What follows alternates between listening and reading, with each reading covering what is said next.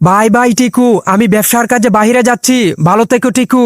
ওকে পাপা, আমি ভালো থাকবো, তুমিও ভালো থেকো, তোমার যাত্রাটা শুভ হোক। ইতিমধ্যে জাহাজ ছেড়ে দেবে, যাই তাড়াতাড়ি করে জাহাজের মধ্যে উঠে পড়ি। জাহাজটি তো ছেড়ে দিল, জাহাজটি তো খুব দ্রুত গতিতে এগিয়ে যাচ্ছে। টিকুকে একা বাসায় রেখে এসেছি, কিন্তু টিকুর কথা আমার ভীষণ মনে পড়ছে। আরে এ কি শুরু হলো, সাগরের ঢেউয়ে আমাদের জাহাজটি ডুবে যাচ্ছে। আরে এখন দেখি জাহাজের মধ্যে আগুন ধরে গেল। আজকের ব্রেকিং নিউজ, উত্তাল সাগরের ঢেউয়ে একটি জাহাজ ডুবে যাচ্ছে। আরে একই, এই জাহাজে তো আমার পাপাও গিয়েছে।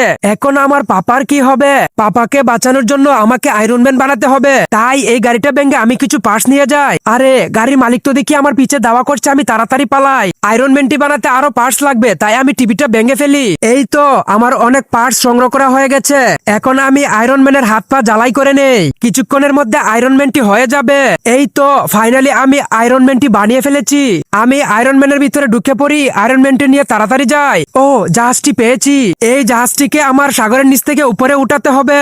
এই তো আমি ফাইনালি জাহাজটিকে পানির নিচ থেকে উপরে উঠালাম। বন্ধুরা, টিকু জাহাজের সবার জীবন বাঁচিয়েছে। টিকুর জন্য তো একটা লাইক সাবস্ক্রাইব হতে পারে।